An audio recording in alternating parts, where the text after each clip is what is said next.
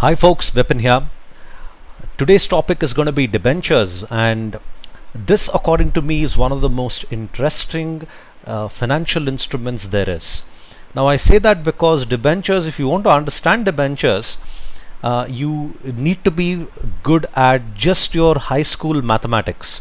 Just the basic arithmetic is good enough for you to understand this, and that's what makes debentures so much more interesting, and in fact a very complicated contract at the same time. I know that sounds like a bit of a paradox, but let me try to explain why debentures are in fact so interesting. Now, we've all focused on equity.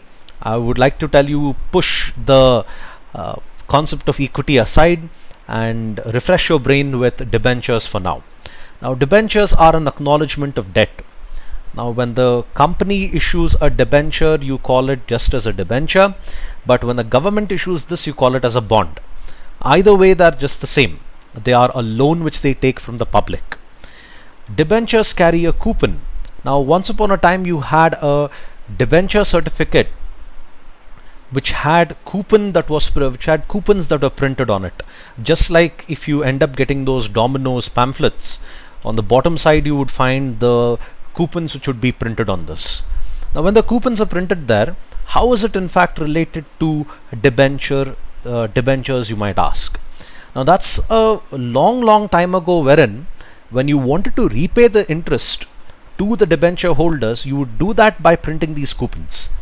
If a debenture holder tore those coupons and submitted to the bank would repay the interest. On the coupon, you would have particular dates printed. Tear them on that date and submit to the bank would go about giving you the interest payment. Hence, they call it as coupon. Today, coupon and interest rates are synonymous with each other. When you hear in the financial world a coupon on a bond is 4%, it just refers to the interest rate. Okay, and then debentures are issued at discount, or they can be issued at par. The only debenture I know which is issued at discount would be the treasury bills of Government of India. I'll just focus on Government of India for now. The Government of India issues treasury bills regularly. It's one of their methods to control credit in the country. So treasury bills happen to be issued at discount. When I say issued at discount, it's issued below the par value. Okay, if a debenture is sold at par, it means that the par value is, say, 1000 rupees. When it comes to discount, they issue it at, say, 990 or 995. Okay, par value is the one which is usually issued the highest when it comes to debentures. Debentures may carry attached collateral, which means when the company issues debentures, they associate the company's property with these debentures. Meaning, they tell the investors that, or they give investors confidence that when you go about putting your money in our company, we will guarantee that your investment is safe by attaching collateral.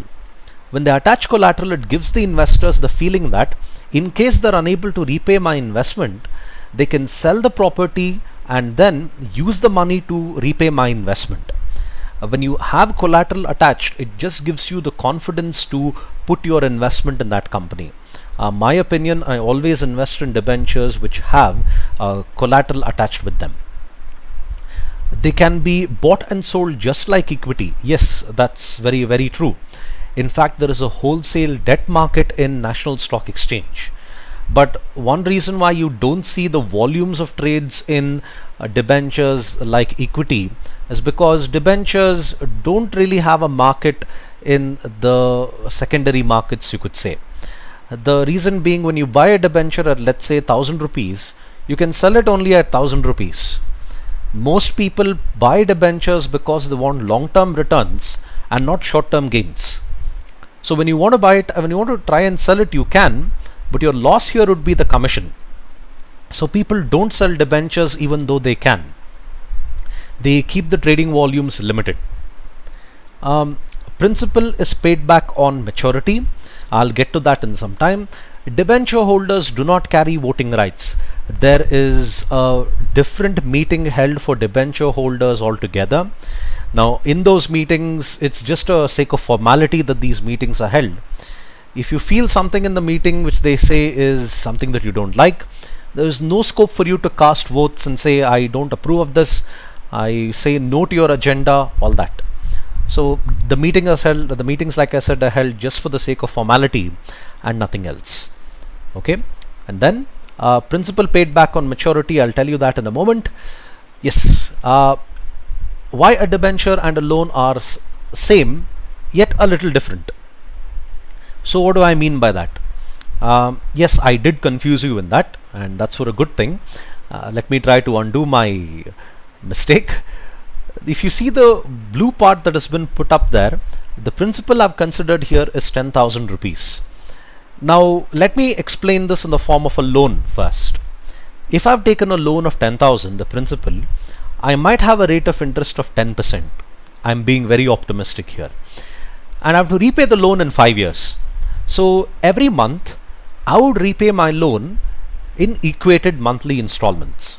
Okay, when the EMI is calculated, the EMI is calculated by considering both the principal and the interest payment. So I would arrive at a particular value. Okay, I would arrive at a particular value saying that this is the amount of money I add to my principal and this is the amount of money I add to my interest payment. When it comes to debentures, you don't do that. When it comes to debentures, the principal is repaid on maturity. As in 5 years from now, I'm going to get 10,000 back. But what about from now to the 5th year? From now till the 5th year, the next thing that's going to happen is the money that will come into my account will be the 1,000 rupees, which happens to be the interest payment on my debenture. The company repays the interest first, and then on the date of maturity, the principal amount happens to be given back.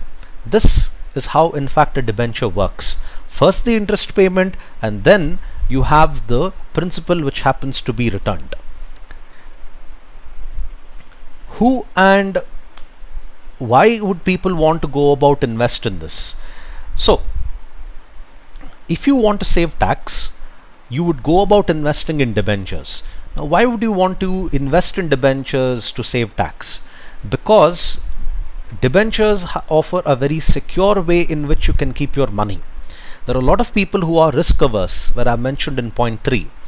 If you want to keep your money safe and you don't want the government of India to start taxing on your income, the best way to save your income and at the same time avoid the government from taxing you would be to put your money in debentures. The most popular type of debentures in this would be infrastructure bonds or infrastructure debentures.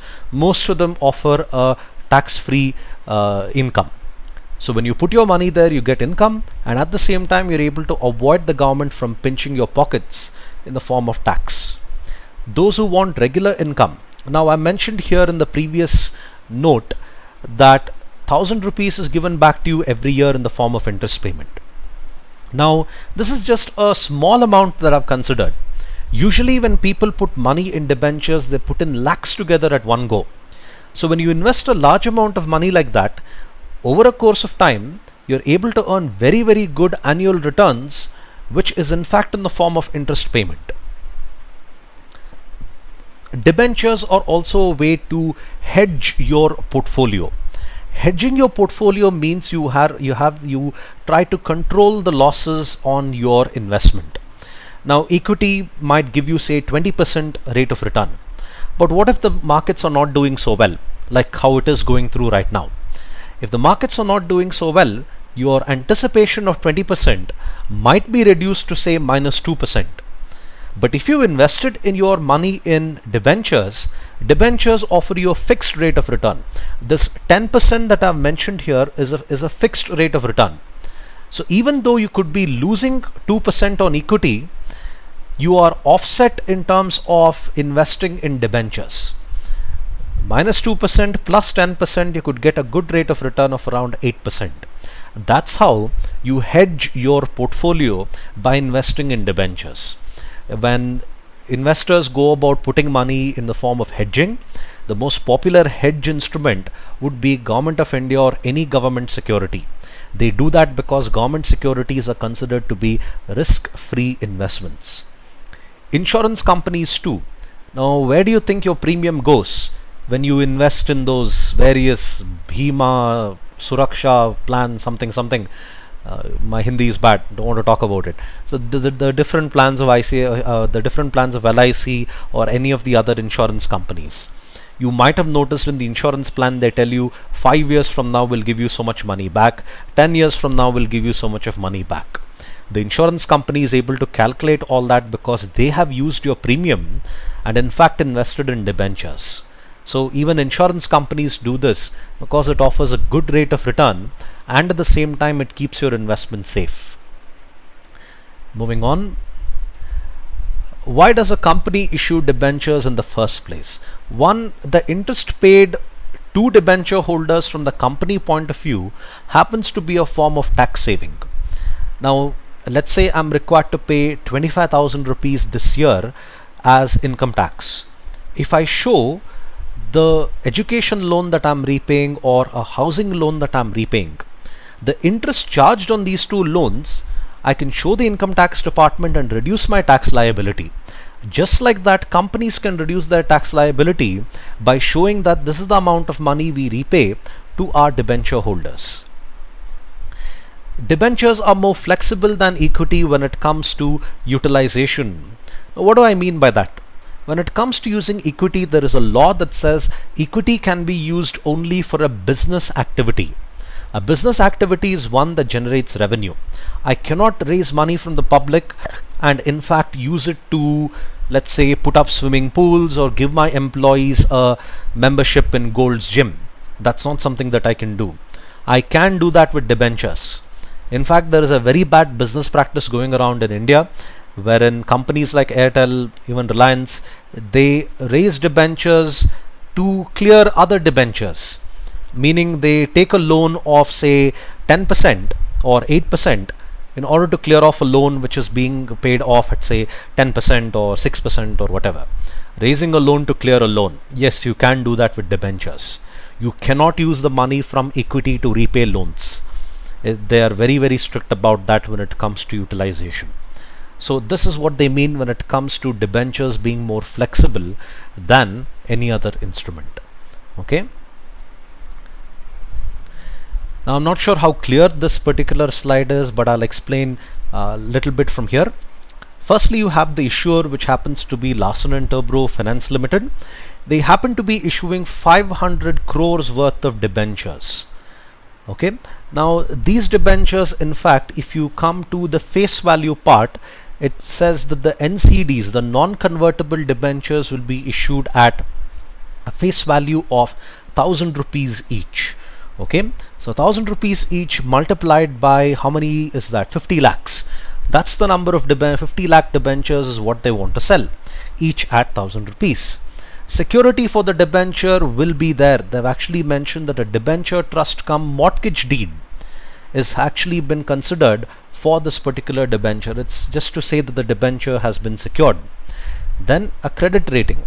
A credit rating is given to show the financial ability or the creditworthiness of the borrower of this money. If Larsen & Toubro Finance Limited is taking 500 crores, how good are they in repaying this? There is a rating of AA+. AA+ shows that the ability to repay this is actually good and your investment happens to be safe if you put your money in Larsen & Toubro Finance Limited. Then the tenure of these debentures can be 60 months, 88 months, 120 months as per the selected option. So you can select 5 years, you can select 88 months, it's up to you. Then additional application, okay, never mind that. The issue opens, they mentioned a date there. Redemption date 5 years from the deemed date of allotment, subject to the exercise of put option or call option. A put option gives the debenture holder the right to ask the company to repay their investment back. Let's say I've bought 10 bonds of Larsen & Toubro Finance Limited by investing 10,000 rupees. Now 5 years from now, that's 2019, I can tell Larsen & Toubro that I want my investment back by exercising my put option right. In the first case, a put option allows the debenture holder to request their money back. In the second case, a call option, the company can give the money back to the debenture holder prior to the maturity date. Now, the reason the company does that is because they feel the funds have been utilized quite well and returns have been coming out very good. So why go about keeping the debentures for a long period of time when you can repay this right away? Hence, the company could exercise its call option as well. Now, this is in fact a short summary of how debentures work. I'll be working on another video which talks in a little bit more detail on the actual working of debentures, the way in which the interest rates are structured, and even more complicated debenture contracts which are there in the rest of the world. Thank you for your time. Do subscribe to my videos. Bye.